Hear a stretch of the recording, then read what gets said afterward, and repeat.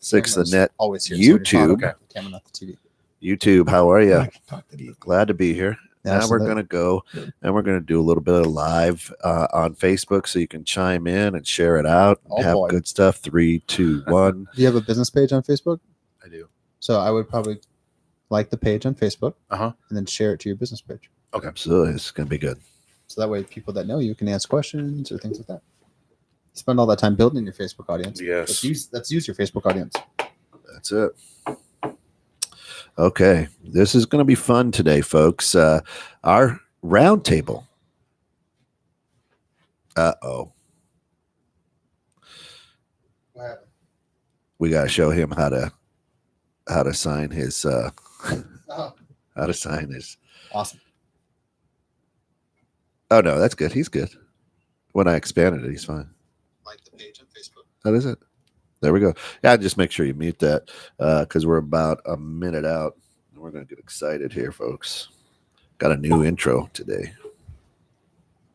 Only took a little bit of time. We're good now. Yeah, we're in there.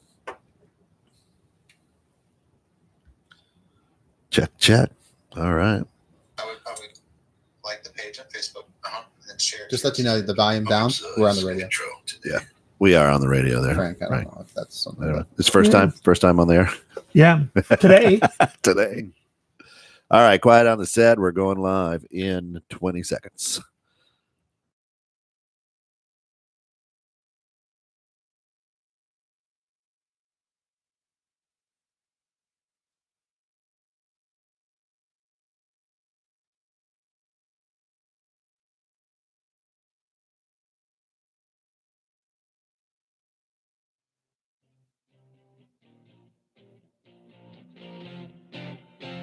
Welcome to McHenry County BS, where we love the BS.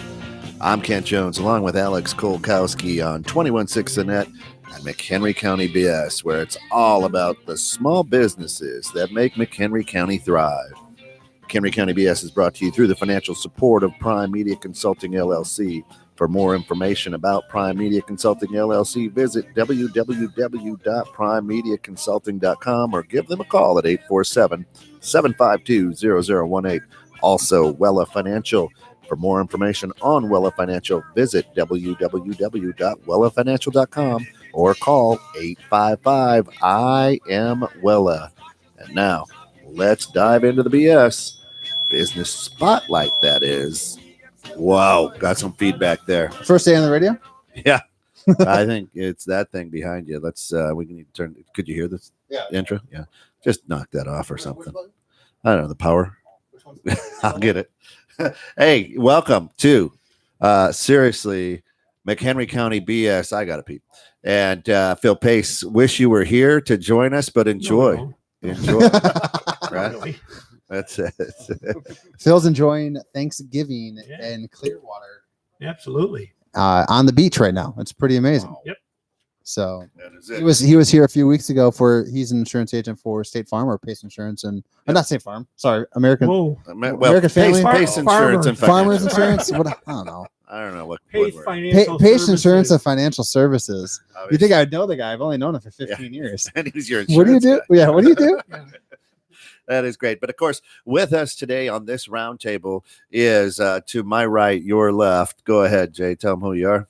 My name is Jay Zuzovich. I'm a financial advisor with Wella Financial out of Woodstock. Nice. And of course, our good friend Frank Hosticka, advisor with Hosticka Insurance Group. There he is. That is gorgeous, Frank Hosticka. So what's going to be cool about this show is it's a little bit different. Usually on our shows, talking to the microphone every week, there you go. we talk. First time on the air. First time on the air. Yeah. Today. What we do is we talk about their individual business. So we've spotlighted Wella Financial. We spotlighted Pace Insurance and Financial Services. We've already spotlighted Hosticka Insurance Group. This one is the roundtable. So what we like about the roundtable is we bring everyone in who can make it. Obviously, Phil's in Clearwater for Thanksgiving, but we wanted to talk about more of the nitty gritty of being a business owner, the pitfalls of being a business owner, the struggles of having to deal with freaking people, and how do you build your brand in a marketplace where, quite frankly, you're a dime a dozen. That's it. And of course, we are missing Christina Hosticka from She Hosticka sends her Insurance Group. regard. Uh, Hi, yes. honey. I don't But, think she's really sorry she could be here. She knew I was going to be That's here. And I think it was like, right. I'm going to pass on that one. That's it. Doing some continuing ed today. Oh, that's exciting. Oh, yeah. So it's not, you're kind of like a teacher where you have to take up in your industry continual education. You have to get credits to stay up on the new terms and new policies that are happening for people that are dying. When you have when you have an insurance license, yes, you have to take continuing ed because there's always things that are changing in the industry. And of course, then there's ethics training you have to take because you have to be ethical, Okay. amongst other things. So today she was doing a ethics training. That's 3-hour ethics training course. That'll be a good question that we have when it comes to competition, bashing your competition or not bashing your competition. That we'll get into that a little bit later. So the cool thing about what we want to do here is we want to have an audience participation. And so you can ask questions in regard to individual policies or questions about life insurance or health insurance or financial planning, since we have a financial advisor here to kind of ask questions. Or we can just have general people asking business questions of how do I do this? How do I get started? What were some of the pitfalls that you had to get started? So we're going to prompt some ourselves, but if we do have any from the audience, we'll make sure we ask those as well. And audience understand that some of the questions that you ask may be answered not the way you want because of compliance issues and things like that these guys have to live by, but you could write it and I could talk about it because I'm a producer. I'm not complying in. That's right. So I'll say what they want to say. That is it. And Christina did say she misses you too, Alex. Aw, what a sweetheart. So the interesting thing about what we do in the insurance industry is we've been in there this month is it's a necessary evil, I think, right? Because it's a crapshoot. In other words, you don't know when you're going to die, right? Or just anything. Don't know when you're getting a car accident. I'm giving you money on a monthly basis, sometimes bi-weekly basis, that says if something happens, you're going to pay me money back. You hope you're throwing that down the rat hole. Yeah. Right. I mean, that's then the whole idea of insurance is that with renting, you're throwing money down the rat hole because you're not owning something. Right. And you actively are saying, I'm okay with that. Or then I go to home ownership with insurance. You're saying, I hope to God this is money that's being thrown down the rat hole. Well, if it's whole life insurance, it is not being thrown down the rat hole. I mean, that is something you build cash value in that either you can access tax free at some point in time in the future, or your beneficiaries are going to get. Okay. Now, if you're using term life insurance, that is like renting, and yes, you are hoping that you don't experience it or use it. Yeah. So, okay. Right, but term or even car insurance. Right. Absolutely. I'm betting that I'm going to crash my car and it's going to cost more than I've ever paid you. Right. Right. Or if I pray to God that I don't get in an accident and hurt somebody. Yeah. Because now you have the litigious aspect of how much are they going to go after my family, my nest egg, my whatever, my inheritance, whatever it is, to go after, try and recoup some losses that they have. I'm paying someone in hopes that I never have to frickin' use it. Right. That's kind of cool. I believe that that insurance, if you view it as a transaction, it's a mistake. Okay. Right? Okay. I think that insurance is the foundation of any type of planning for the future, whether it's college planning or retirement planning, because all of these big goals that people have for the future require one thing, and that is your continuous income and the ability to build it. Okay. So if you're disabled, that comes to a halt. If you die, that comes to a screeching halt for your family. So as the foundation of some type of planning for the future, that's what insurance is for. Mm-hmm. And then adding on to it with investing in investments, that comes later, but you can't invest if you don't have an income stream, or if your income stream is cut in half because your spouse passes away. So there's a big push on, I mean, you hear like Dave Ramsey or other different people say, don't buy whole life insurance or buy term life insurance. And the whole concept of that is bet on yourself versus the idea that you can't bet on, that you're going to suck at it and not actually do it. Right. The theory with Dave Ramsey is you buy a term life insurance, and the difference between what you're paying in term and whole is you invest in the market. But what we also realize and to your point of why people do buy whole insurance is people don't actually invest in the market. They just spend it. You have to be disciplined. Yeah. You got to be disciplined enough to go, okay, I'm going to save $50 a month on a term versus a whole life policy. Right. And I'm going to take that $50 a month and disciplined $50. I'm going to take that $50 and invest it. And then of course, invest it wisely and have it grow at a greater rate than if I would have put that into a whole life policy and let it grow very conservatively through a whole life policy. So if you're confident in your ability to do that, right, and disciplined enough to do that, then sure. So the thought process I have, and maybe this is right, maybe this is wrong, is it's kind of like paying taxes. You can pay your taxes and pay over and get a refund at the end of the year. Right. And that's a very conservative way of going about it. Right. Or you can run the gamble and say, I'm going to pay what I think I'm going to pay. And if I owe money at the end of the year, I'm going to owe money at the end of the year. If I don't, then I'm good. And I kind of equate that to whole versus term as people that buy term are usually betting on themselves, or they just need a cheaper cost to entry, a barrier to entry because they can't afford it. Right. Right. And the whole life policy is I don't trust myself that I'm going to be able to save it, or I need the protection of that, or I have other thing that has some other value. I don't want to make it a convoluted way of saying, but that's, and kind of my theory, that's the right one. I think it's the right way of saying it. That this whole life plan is going to protect my downside. Right. And that's exactly what it's there for. Another problem that I see you run into in the term versus whole life debate. If you buy a term, it's only going to be for a term. It might be 10, 15, 20 years. Sure. Okay. The need for insurance, for final expenses at least, never goes away. Right. And when you decide it's only getting more expensive too. It's going to get more expensive. And if you decide to re-up a new term, a lot can happen to your ability to be insured over a 10 or 15 or 20 year period of time. I've run into situations where people have their term expire and they want to get a whole life policy for final expenses, but they can't pass underwriting, So there's a benefit to having some whole all the time. Sure. And kind of a safety net. Yeah. So how dead do I have to be? Really dead. If I go into the witness protection, you got to get a certificate. Right. That says you're so dead. if I go into the witness protection, and I can produce a death certificate. Yes. Well, bonus time. So this is the third time this month he's done.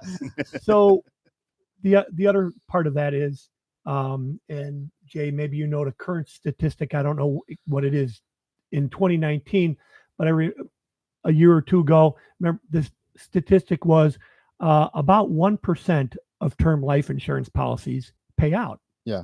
Why? Because people outlive that term that they got the insurance for. Yeah, absolutely. And when they get that term policy, maybe there was what was the deciding why'd they get it and why'd they get it for the length of time they got it. Okay. Well, I got a 20-year term to cover my mortgage. My mortgage is paid off in 20 years. I don't need it any longer. I'm good. It protected me while I needed it, and now I don't need it anymore, and I'm done. Okay. But I refied and I did this and I did that, and now I still got 10 more years on the mortgage, and my insurance my term policy's up. Ooh, now I'm 20 years older. I've got some health issues. Right. I've got some other things going on. I need to get another term policy to get me through the next 10 years. Ooh, the price just went up exponentially because I'm older. Right. I may have some health issues, got some weight issues. We don't call them weight issues. Actually, you're not tall enough. That's right. Height issues. Yeah, you've got height issues. It's a height, I should be it's a height 7'5". weight ratio thing. And so we don't tell anybody they're too heavy. We tell them they're too short. That's right. I should be 7 foot. But the other aspect of it is people buy a plan. Let's say they buy a plan at 25, 30, because they're smart. They listen to their parents or listen to people like yourself to buy it. And they're making $50,000 a year, let's just say at that age. And then come 30, 35, now they're making $150,000, $200,000 a year, whatever it could be. Maybe they're making 60, who knows? But they're making more money when they probably first bought the plan. Right. And they think that their life insurance plan that was set up for the age and income bracket at 20 or 25 is still the same as what they need at 30, 40, and 50 years old. And it's just not. No. Right. You need to, I equate to talking to a financial planner or your insurance person, whether it's auto, home, life, whatever it is. Annually. And at least annually. I try and do it every 6 months. I'm a worry bird by nature, but the whole idea behind it is that you should be saying, okay, here's what I have, here's what I'm investing in, here's my whole concept of my life and my family's life. Should I die, here's what I want to make sure is available. And if you are planning at 45 on the income that you set up at 25 or the resources that you set up at 25, you're doing yourself a huge misjustice. You're doing yourself your family a misjustice too. Right. And so we want to make sure that people that are watching this understand that you should be talking to people like Frank and people like Jay or at Wella Financial or Hosticka Insurance Group or Phil Pace at Pace Insurance. I do it every 6 months, but you should do it at least annually just to say, hey, here's what's changed in my life. Right. And here's what I want to make sure is good moving forward for my family. Here's a question and I'm going to steer this in a different direction. It's necessity, right? There are laws. There's state laws says you have to be insured with your auto, things of that nature. I know you guys aren't PNC guys, but if it is a law, if it is necessary, and we must have it, and you guys, this is your job, say we must have it. But yet this industry is the least educated. Your people, me, you, right? I'm buying insurance from you. Right. Your clients are. They're not taught this stuff. You were not taught this stuff. It's the same thing about how to balance a checkbook, what is credit card debt, what is your FICA score, all that type of stuff. No one's taught that. Financial literacy is something that absolutely should be taught in the high school level. Right. Junior high school. Yeah. This is something that doesn't go away. Right. Right. I would agree. So as we talk about whole life and how you can leverage it, as we talk about investments, as we talk about wills, things of that nature that deal with what you guys are dealing with, the education that I get is I heard my mom and dad talking about it. My father-in-law kind of said maybe you should this and that and the third, and I pick up little pieces of gobbledygook, right? I can be honest with you. My insurance guy, say, hey, here's what it costs each month. You got 500, 200, you got that. I don't know what any of that means. Right. I'm like, am I good? He goes, yeah, you're good. It's like talking to a doctor who's like, you have a blah, blah, blah, blah, and you're like, can you just tell me what I have? Right. Like hey, in Tim, how are you, brother? In real terms. What do I need to do? Yes. Well, the other thing is that when you get a job at a corporation or something like that, they offer, do you want life insurance? Do you want 5 times your income, 10 times your income, 4 times your, whatever it is?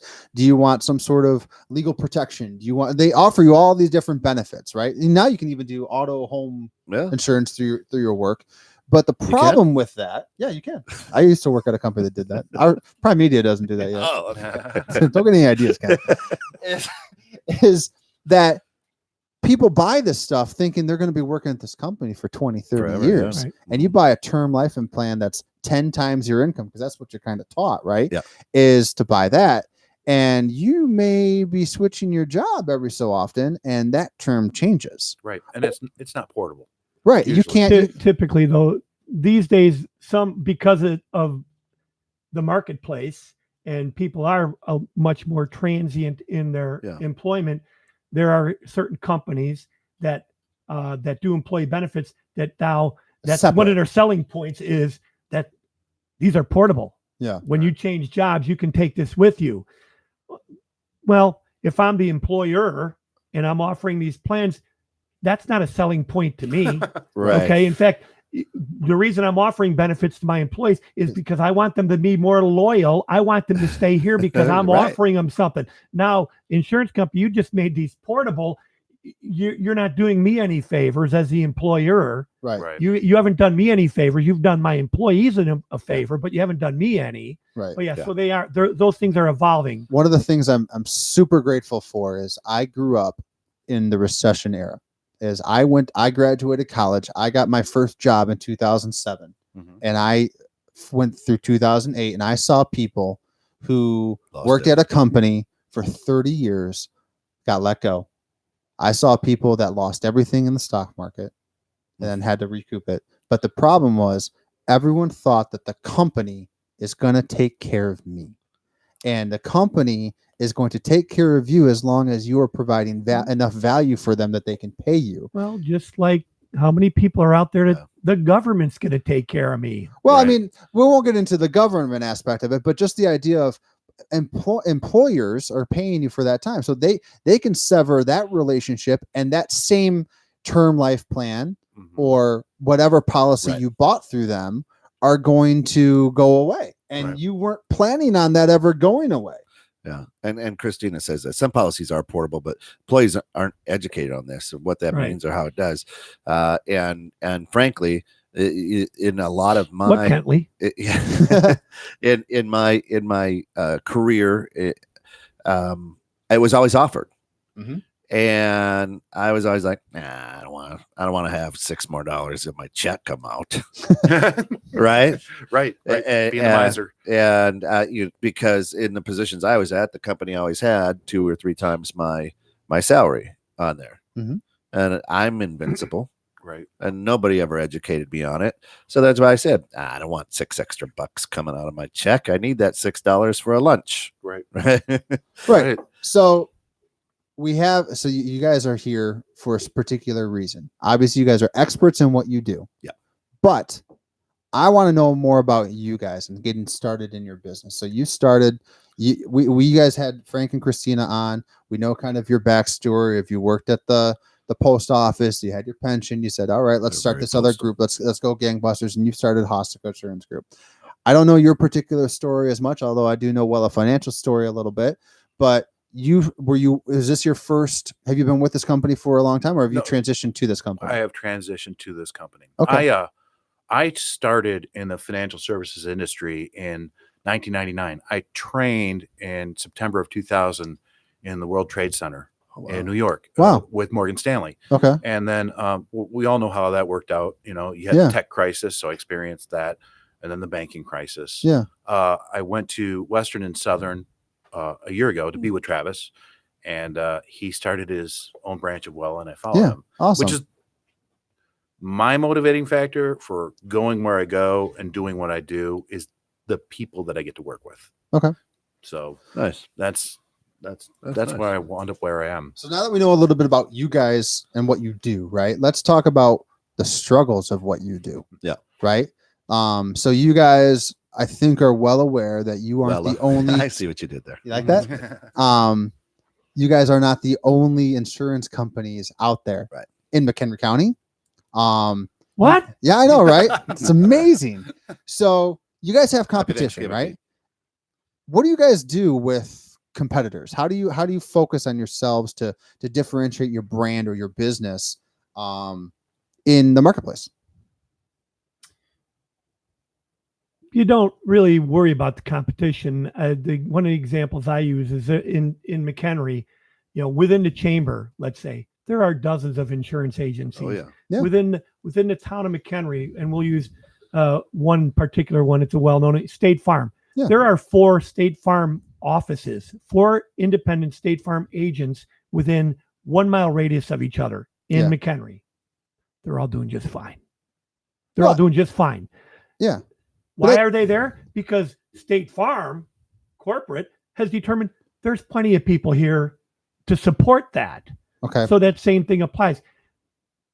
I can't possibly service everybody. I couldn't possibly be the only insurance person in town because there's more business than I could possibly handle. It's not possible. Would you agree? I agree. So there's plenty of business for everyone. Okay. Do we all want more? Absolutely. Do we have competition, or do we need to compete? Yes. So then it's just a matter of how do you differentiate yourself? How do you separate yourself from above the noise or above what else is out there? Okay. And so you didn't answer my question. So you did a roundabout answer on that. So what I'm asking you can't not talk long enough for me to finish. That's all. So that's true. That's true. And my ego is so big. How do you differentiate yourself from the competition? You may not worry about the competition, right, but how do you differentiate you from being found? If I'm Judy Smith and I post on Facebook or I have a conversation, because I'm probably going to get 3 quotes from somebody, right? Why you guys? And please do not tell me it's because we give great customer service, because everyone says that answer. That was my answer too. Well, go ahead. I believe that what differentiates me and my firm from everybody else is the communication and the education that occurs in the process. It's a great answer. A lot of times, I'll run up against competition, and I'm not saying that people are being misled, but they're not getting the whole story. I mean, especially with financial services, the most important thing is that the customer understands what's at stake, Right. Whether it's your retirement or your life insurance and the risks that are involved. Yeah. And usually if you can educate someone as to what you believe the appropriate course of action is, and you can articulate it in a way that they can understand, they'll work with you. Okay. Frank? Yeah. So I'd go along those lines: communication, education, That's awesome. and then being patient, listening to what that particular person wants or needs, and then being patient. It's about providing them with the information so they can make a buying decision, as opposed to you being, I'm trying to sell you something. No, here's information. I'm going to provide all the information, answer your questions, and help you make a buying decision. And So here's kind of where I see something that you guys didn't share, but I know Frank and I know Christina and I know Wella Financial is, I'm not going to sell you a policy because I need a commission. Yeah. correct. Exactly. I'm not going to sell you the cancer policy because it gives me 99% commission on selling this cancer plan and I got an extra tick. Right. I'm not going to sell policies that make me money because I need to make money. Yeah. What I love about Wella Financial and I love about Hosticka Insurance Group and what Phil Pace does at Pace and Insurance and Financial Services is that they frickin' truly care about you. Yep. And it's not something that is just said of, we give great customer service. Right. They're not going to sell you a policy that isn't actually beneficial because they get a better commission check. I would agree. And back to something Jay said earlier in this, you got to get out of that transactional part of it. Because Right. again, if that's all you're treating the insurance as a transaction, yeah, you can do transactions all day. And one of the reasons we got into life insurance and that is because of an experience prior to that Christina had with an insurance agent, and it was strictly transactional. Here, let me sell you this. This is, and she didn't know, and she got sold something that wasn't a good fit for her. But that guy made a good commission on it. Right. Right. Okay. One of my first dates was transactional too. Hello. One-sided. That's a whole different story. And as Christina Was that adds, candy on the Christina tiger adds- tail in Rockford? Christina has added, she offers wine, wisdom, and chocolate. Yeah, that's a neat thing. Yeah. That she does. Wine, wisdom, and chocolate. Yeah. So- That is a unique event. I'd never sell policy. Yeah, Christina. No way would you. You'd be hard to sleep at night if you were doing that. So with that though, it's really an argument, right? Who wins the argument? If you make a good enough case for me, I give you a check. Mm-hmm. If you don't, then I get the check. I get the check. Right. Sometimes. Right. Yeah. Sometimes. Well, And that's okay. Yeah. Because as long as the person making the buying decision Mhm. is comfortable with the decision they made, hey, Okay. you're And good to that- go. right. Ultimately, I mean, it is I'll the give you a customer's call I'll give you a call in a year and review what you've got and see where you're at and go from there. So you said you're very patient, right? So what is the longest sale you've ever had? So understand. Yeah, the sales right? cycle, right? So I Bill Yes. Hasi, I'm still working on one who from works at 2002. Wella, I've talked with him, and it's kind of that same thing. Yeah. I mean, if you're patient, how much time do you give? What is the longest sale that you've had? That's a good question. Well, yeah. This, In market, and I wouldn't even look at it as like a sale. It's like you're trying to build a relationship. Okay. And you're trying to get someone to actually, you're trying to make sure you understand what their needs are and provide a solution for them. Now, sometimes the communication doesn't take place where everybody's seeing eye to eye and you're Yeah. presenting the right solution. But usually, as long as you keep that person in the fold and you treat them with respect and stay in touch with them, I wouldn't even consider it a sales process. It's like building a relationship, and there is no time limit on it.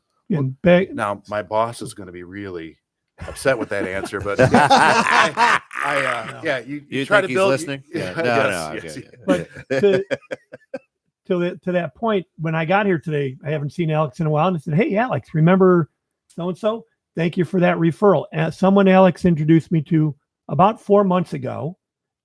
We had a conversation. We had several conversations. Thank you. I'll get back to you. All right. I followed up a couple times and nothing happened. And then out of the blue, a week or so ago, I just sent an email out there. Hey, how's it going? Did you get your problem solved? Guess what? Called up and said, you know what? We're ready to go.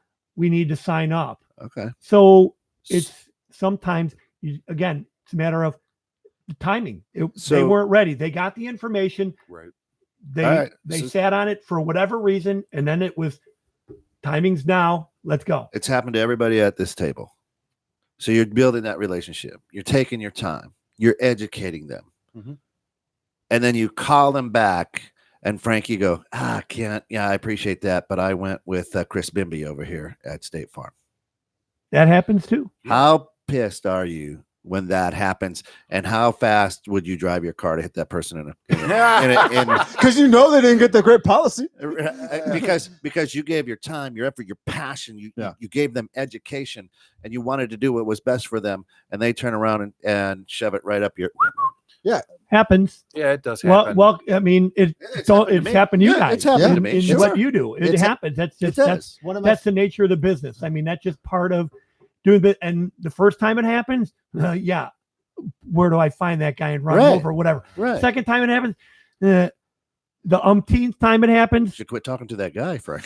It's truly a strategy because it happens. Right. It happens, and it happens often. Yeah. It's usually because one, you overeducated without pushing the sale. Right. Mm-hmm. And the other aspect of it is we've seen that in marketing where we've gone to a client and we said, here's everything that you need to know, Jay, about how to fix your website. You do this, you change this, you change this, you change this. And then they go to the competitor, or you go to the person they were working with, Or and they Wix or whatever Wix, they're dealing with. and they'll fix it through that company because they know, like, and trust them. Right. And Kent had a great analogy a few weeks ago about, well, it's just a guy. It's a good Christian values of they want to go to the person that they know versus something that they don't know. They want to fix it. And my feeling is I'm anti that. Right. If someone does that, to me, I get burned. So I had to re-educate myself on how do I share enough without oversharing to then have them kind of turn away. Because if I overshare, exactly. why would they want to go with me? Yep. Right. So there is kind of a balance that needs to be done of asking for the sale and over-educating. Yep. Because if you over-educate, now I have all the ammunition. I can just go to find the better deal. Right. Because that's at the end of the day what people care about too is what is the price? I can save $7, especially with insurance, right? But you know, my thought on that one, Alex, is that's just part of the business. And again, you know what? Live by price, you're going to die by price. Because even if they buy from you today, when someone comes along that can save them $5-10, they're going to do it. Okay, so they're going to do it. Easy. So you just got to accept it. So if you're going to live by price, you're going to die by price anyway. Right. You were going to say? Well, it happens, and it's unfortunate. I try to look at it as more of a learning experience. It's like, what did I do wrong? And it is that I didn't push the sale when I should have. But it's going to happen, and people are reluctant to make a change, especially if they have an existing relationship, even if that relationship isn't that great. You know, that the fallacy of sunk costs or behavioral biases where people will stick with something, anything, a marriage that's bad or an advisor that's bad, even though they know in their heart of hearts they should be making a change because change is hard. Yeah. So Frank said something earlier about follow-up. Mm-hmm. And that's huge when you own a business. Yep. Is that you have to have some sort of system in place for generating leads, system in place for going through the sales funnel, and a system in place for once the funnel has been executed into a sale, and then a system in place once the sale has been done to cultivate and continue to build the relationship to hopefully get referrals from that person and have them become them become an influencer and hopefully an activist of your business. Right. That is what people at the end of the day, you want activists to grow your business. Right. because they always say referral and repeat's the way that I grow my business. Great. But it starts by having systems in place from the follow-up. So let me ask you this question to both of you. How good are your systems? Did you invent your systems yourself? Were they already put together for you? So you just had to kind of follow the system like a franchise model? What were some of the pitfalls of setting up or working with the systems in place? Ooh, that's pretty good. I have created my own follow-up system. Okay. Okay. Because in the past, when I've used systems that were designed by someone else, it was almost like trying to put on a suit that didn't really fit right. Mhm. My personality and how I do things. So yeah, my follow-ups are through email and conversation, and it's on a regular basis. So So even people that maybe didn't buy from you for 6 months, are you still in contact with them? Yes. Okay. Yeah. You just drop a note and say, how you doing? Or Drip campaigns, things like that. yes. So yeah, and a no is not never. A no is not now.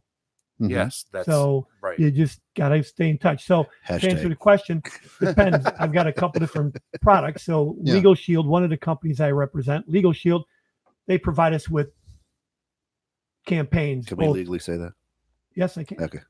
They provide us with drip campaigns, both for education, promoting, and staying in touch, and then also for customer retention and benefits that you get every week by being part of them. Like every week. Yeah. So I So like they send stuff out. I like what Christina chimed in with. Says, when you overshare, did they ask for the information, or were you just trying to get the sale? Very. That's a great question. That's a great point. Yeah. Yeah. Because a lot of times all right, I feel it, I just filed off that fastball, but here comes another one and I'm so close. Let me just throw up a little bit more of my knowledge. High and tight right there. That's it. That's right. And then, you hit it deep, but it's in somebody else's pocket. The warning track. Yeah. Caught on the warning track. So, I think that's a huge piece to any sales. And you guys, number one, have a bad rap because you're insurance. No one likes to pay you because you're the necessary insurance. evil. You're right next on the ladder to lawyers, right? Or Uncle Sam. Yeah. Number two, your commission. Ooh. That's bad. You should never. Oh, that means you're just going to choke. You're just trying to get my policies to make my money. Right. And I've talked or been swindled or whatever. And somewhere in the past, I may not have. Maybe it was my father-in-law who told me, about Slick Willie and his insurance sales. So now you've got 3 strikes against you starting anything. Right. How do you overcome that? How, mentally, on a day-to-day basis, you get up and you look in the mirror, you go, man, people like me, but man, I've got 3 strikes against me walking out there. How do you handle that? Yeah, the Stuart Smalley approach doesn't really right. doesn't help all that much. Understand that most people are going to look at you as trying to make a sale. Yeah. So if you approach it differently and you like build a relationship, then it doesn't become transactional. Mm-hmm. I mean, it truly doesn't. If you become someone's confidant or partner in education, then it changes the dynamics 180 degrees. And Travis, he shared it when he was on the show. Bill Hasse did too. That ends up becoming, you get invited to their weddings and their kids' weddings, and you become really part of the family. Even in what we do, it's amazing. That how many people just call and just chew Alex's ear just because he's become such a part of their business, such a part of their life. Yeah. And that's just goofy, websites and search engine stuff. Yeah. I mean, it's not even as personal perhaps as insurance. So you guys started your own company. You guys have been doing it for a while. How do you get people to know who you are? That's a good point. Because you are a dime a dozen. You have to differentiate yourself. So how do you differentiate yourself? How do you get out there? Well, we belong to the McHenry Area Chamber of Commerce. That's one of the things we do. We stick kind of in that local area for that regard. Sure. But you brand yourself, and you're out there and you're talking to people and you have stuff posted. So people see your logo on social media or on chamber websites or in different places. You do this type of advertising, whatever. You do things where they see your brand. Yeah, 21.6 the net. They see your brand. Okay, they see your logo, and then they see you, they see your face, they hear you Yeah. on shows like this, Mhm. Right. and you get out there and talk about it and demonstrate that you're a real person, Right. and that you do care, Yeah. and display Now, some it's interesting, credibility. right? You guys aren't the swaggy, right? They don't have you don't have Hosticka assurance on your shirt. You're not, No, not sporting today. a Wella No. as we talk about It's not, branding. it's not like the green jackets or The the red jackets. or the red yeah. jackets or the yellow golden The- jackets if The you're plaid Century 21. jackets for up in Scott Forge. So you get plaid jackets, right? You know, Yeah, I should have worn colors today. Yeah, I know. I had my But- chamber shirt on so- earlier. I was at a chamber thing this morning. I had that on. I went and took that off. No, I appreciate that. What about your family? What about your kids? What about how big are they a part of your business? it's called kitty branding. They better be. Right. My children are the reason that I'm in business. Yeah. My Yeah. family is the reason that I'm in business. Yeah. Yeah. My children are my biggest supporters. Yeah. Okay. So there you go. That's How old are they? 15 and 18. Man, One's at University of Illinois, I'm sorry. Chicago. that's a pretty smart 15-year-old right That's there. I mean, they didn't get into Ferris State University, the greatest education, Harvard of the Midwest. Shout out. No. Shut up. So down in Illinois, he's got one. No, in Chicago. in Chicago. University of Illinois, Chicago. Okay, Yes. UIC. Nice. Yes. And the other one, 15, must be a freshman or something. Yes. Yeah, nice. So do you ever get them? They shoot you a text or anything that says, "Oh, hey, I was talking to Bobby, his mom, and she would want to know a little more about what you do." No, not from the 15-year-old. And the 18-year-old is now on her own, Yeah, pretty much. Yeah. So thank God. there aren't a lot of college students right now that are looking for They're thinking about some it. type of protection. Yes. So no, she's my Interesting. oldest Okay. is not that involved in it.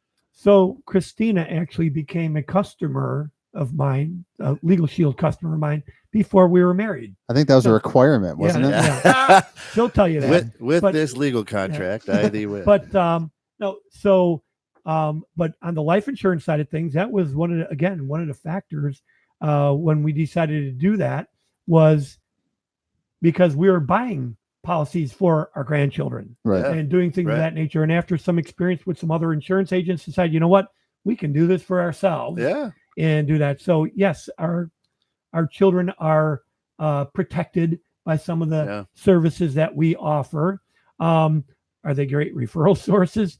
No. But I guess we don't really ask. them to I'll be. tell you, the interesting thing is, when I was in the banking industry, my kids were like, "Yeah, no, that's the building my dad works in that bank right there. He's a banker, right?" But now I've gotten several texts from my kids, said, "Hey, school districts looking for a banner," or there's they really are taking It's about part getting in- it's about getting them involved in what you're passionate about. yeah. And here's where it dives into the other part is time. So one thing I've talked about at these different things, these different speaking engagements, or even on McHEnry County BS, is that when you start your business, you're operator. You were an operator, someone else. You just decided that I got tired of buying from somebody else or seeing someone else do it wrong, that I want to start it myself. And then you become owner operator. And with becoming owner operator, the fun is the chase to get the people, right? To try and get customers, to get clients. And then every client you get, it's another ball going into your juggling wheel. You have your family wheel, you got your friends wheel, you got your hobbies and engagements that you have going on there, adding customers in there. And then it gets to the point of, I have so many balls I'm juggling. How do I manage what's working for me? What's time? Where is my time best spent? Where is it best not spent? And you have to make tough decisions on what is good for personal life versus what is good for business, because sometimes they will there'll be an impasse of I have to choose one or the other. They can't be both. So how do you guys decide what is best for you in time management? What have you said is now a waste of time? Without being, maybe don't be particular to offend anybody, but what is something that you do to affect your time management, and where are you on the process? Are you still the owner operator? Have you guys moved on to something else? Like where are you guys at? I would say that I am at the owner operator stage. Okay. And I have a policy, and the policy is family first all the time. Okay. So if I ever get to the point where, I've got so much business that it's taken away from family, I will burn that bridge when I get to it. Okay. But no, family first. Yeah. Always. That's awesome. My family's my number one client and the most important part of my life. And the business is important. I don't want you to think it's not. Right. But the family is not replaceable. And before Frank answers, that's important because you have kids that are living with you. Yes. He's an empty nester. Frank, tell me about your life. So I work with my wife. Mhm. So Well, we won't even get into that. Yeah. but so can Different- defer different to show. Tune in Christina Thursdays when at it comes 3:30. to that stuff. She's a lot more You're a networker. She's more of a homebody. she's a lot more particular about spending time and where and how she does it. Yeah. Her preference is to be at home and working from home. Yeah. When you say home-based business, Yeah, she is home-based. She'd prefer to be an example. She could have rushed over here and got here a couple minutes late after she got done with the thing she was involved with continuing this it. morning. But you know what? No, I don't need to stress myself out Right. and rush around. Great. Have I'll Alex yell get at me on for It's a and great I'll, 45 and minutes. I'll, and It's I'll a chime great in on skill. I'll chime in electronically, and that's Right. what she's doing. That's a So great just one skill. example. Yeah. But again, yeah, she's very particular about spreading herself too thin, and reminds me very often about how thin I've spread myself. Yeah, you got a lot of and plates where spinning. I'm I like it spending when my you spread, time, Frank. Just not too thin. And, so on. It's like peanut butter. But yeah, Yeah. I'm one of those people. I'll keep biting off more and doing more, and Right. Tune she in keeps reeling me Thursdays to back What's in in. Your So Loaf. yeah, but yeah, there's that fine line. And yes, at some point you take a step back, and then you do some reevaluating or some measuring of how much am I getting from this? Okay. Is it time to pull back from that? But again, I'm a little more patient in that regard. I'm going to if I've made a commitment to something, or I've decided I'm going to be involved in something, I'm going to give it time to run its course, and not just go, pissed me off today Right. and walk away from it, or pissed me off this month, I'm walking away from, or it ain't quite working the way I hoped it was going to work this month, I'm walking away. Now I'm willing to, okay, let's reevaluate. How do I make it work? Yeah. If it's not working. Right. You're kind of the opposite of me, and I'm a burn the thing down. You are, and that's okay. and you are the more let it simmer, let it stew. I'm an instant pot. You're a slow cooker. Yeah. Right? I'm the crock. You're the crock pot. You're the I'm crotchety a pot. crock. And so it's an interesting dynamic, and I think we get along pretty well because of that too. Is that I'm able to show you my feelings of it. You have a totally different way of going about things, and we can find a common balance in between. He just turns off his hearing aids. Usually, Yeah, that's that pretty. too. Sometimes. Yeah. So listen, we've got thousands and thousands of people who follow this show, who are watching this show. If they want more information, they really dig what you guys do and your vibe, and they want to know more about who you are and what you do, how they get a hold of you, Jay. I can be reached through Wella. Yeah. For the people on the radio, Right. it's 855-IamWella.com or WellaFinancial.com. Right. Or you can find me on Facebook. Yep. Jay Zuzovich, or LinkedIn. ZUZ. EVICH. There it is. And Frankie? Frank Hosticka. And so HostickaAssuranceGroup.com is the website.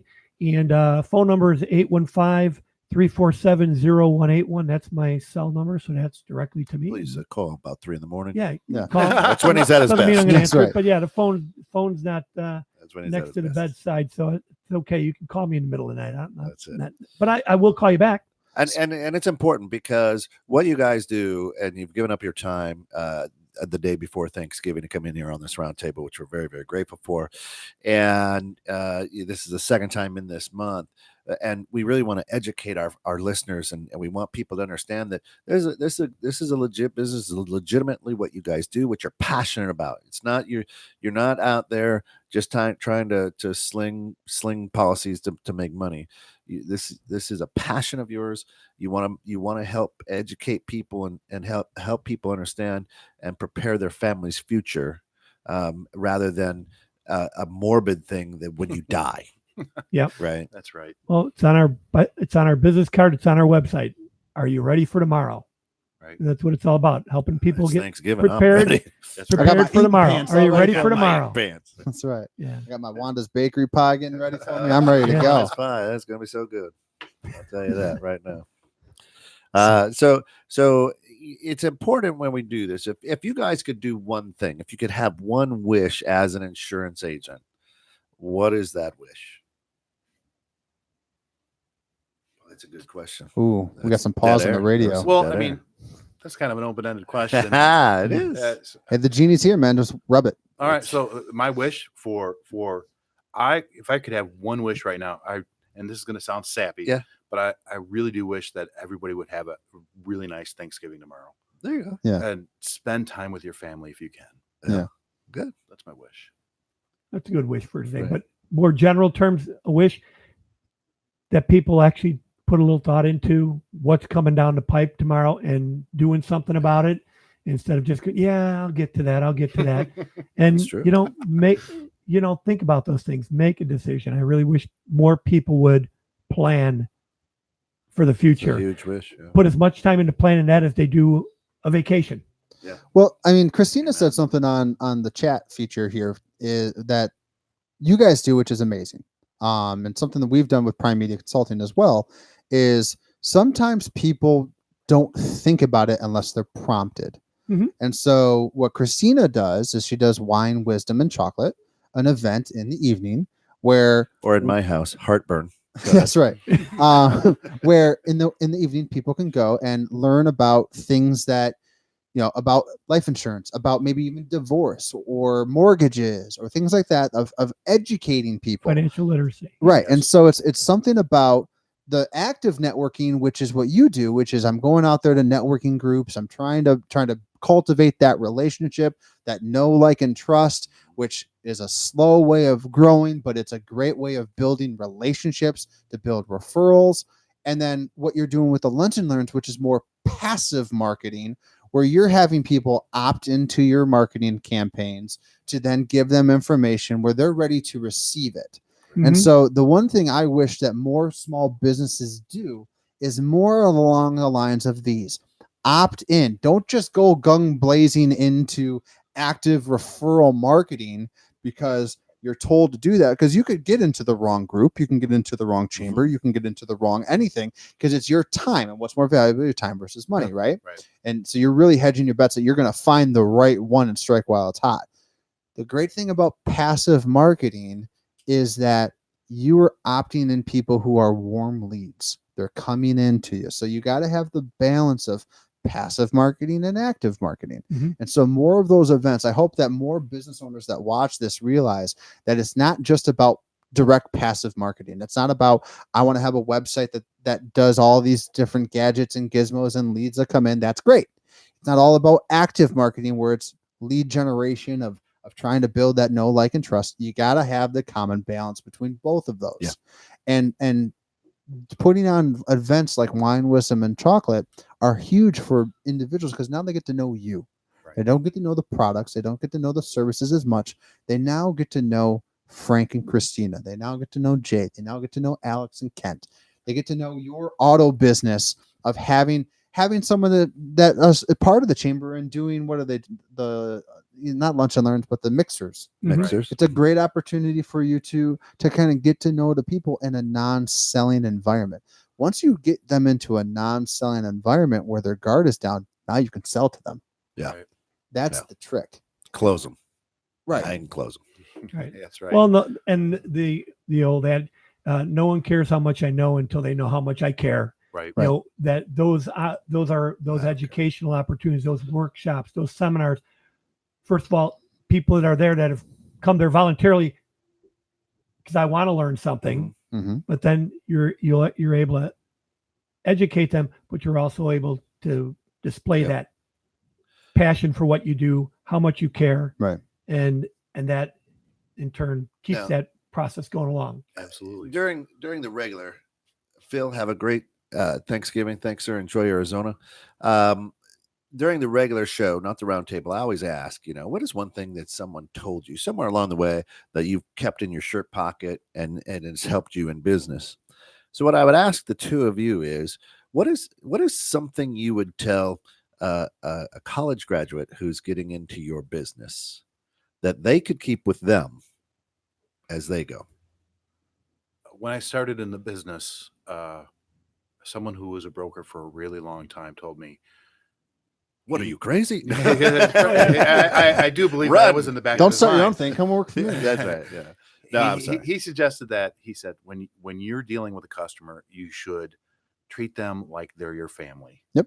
And as long as you do that, you'll be okay. It'll be okay. Right. So That's what you'd say to that college That's what I would graduate. say. It's like, don't treat someone like a meal. Yeah. Treat them like Yeah. family. That's Yeah. a really And good. As long as you do that, you'll succeed. I love it. Don't take it personally. I You won't. know, So go ahead. What would you don't take say? it personally. But yeah, don't take it personally. You're gonna get the no's. Yeah. So Right. don't take it personally. Some do, some don't. So what next? Go on Right. and find the next person you can talk to that wants to listen to what you have to say. I just picked up a book that I read a long time ago, and it's Go for the No. And and what I do, that's a hard thing for my personality, because I put it all out there, right? And Yeah. and Alex like, dude, you're way too nice all the time. Yeah. But so I put I'm it the out salt. He's the there. So when Sugar. something goes Sugar, wrong yeah. or I get that no, I'm like, oh, God, man, I love those people, Mhm.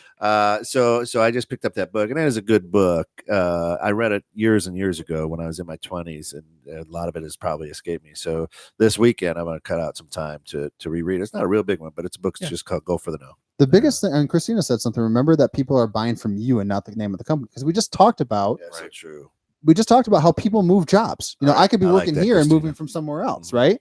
And so if I don't have an insurance plan that is beneficial if I'm working with a company, that and I have to buy a whole new one with the new company, right? Right. It's the same thing with insurance. If you do the right job, I can move from XYZ company to Hosticka Insurance Group, or XYZ company to Wella Financial, and people are going to buy from Frank. People are going to buy from Jay because I did the right job. Right. So he always does the sugar. Now I'm going to be the salty part of it.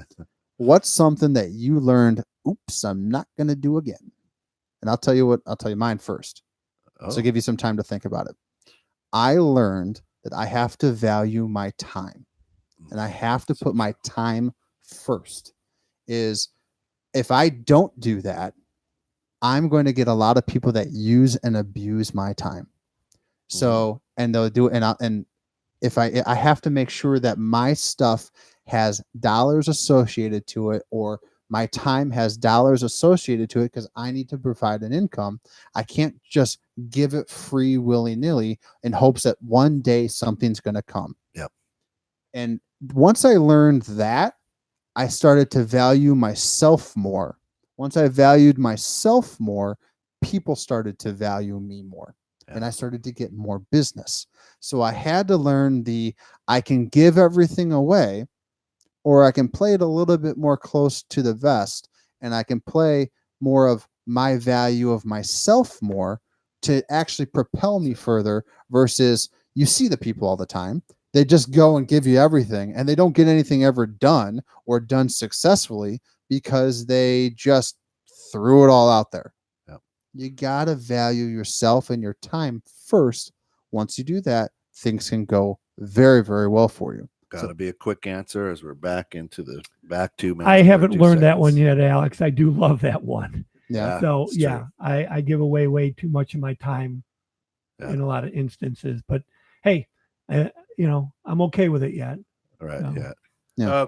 The lesson I learned was I've spent my entire life preparing to give people advice, and when people want that information for free, trying to discount or essentially sell myself short Yeah. is a huge mistake. Right. Because it leads to a bad relationship down the road. Yeah. With that customer. So exactly what you were saying. Yeah, and then at Prime Media, what we tried to do is, we'll be, you're coming to our family. It's just like everyone else, right? You're going to come to our family. You're going to do this, but the first set is we set the expectation of this is what you're going to expect when you work with us. Once you set the expectation, small business owners really need to learn that. Right. You set the expectation and you set the relationship on the front at the very start of it. Because if you don't, that's where the muddy the water and the relationship starts to get disintegrating over time. Right. Hopefully you just have systems in place to maximize your time while you have them, and the relationship has been built from this is the expectation. That's it. Well, I tell you what, guys, I appreciate your time. Hope that everybody has a very happy Thanksgiving. Yes. You've been listening to right here on 21.6 McHenry County BS Business Spotlight, brought to you through the great support of Wella Financial. 855 I am Wella, or www.wellafinancial.com, and our good friends at Prime Media. Check them out at primemediaconsulting.com, or give them a call at 847-752-0018. For Alex Kolkowski, I'm Kent Jones, and this has been McHenry County BS. Happy Thanksgiving, guys. Happy Thanksgiving. Woo! Now we have the deleted scenes where we can start talking real stuff. Real stuff. Yeah. Real stuff on Facebook Live. That's right. What are the things you really want to say about people? Listen, mother.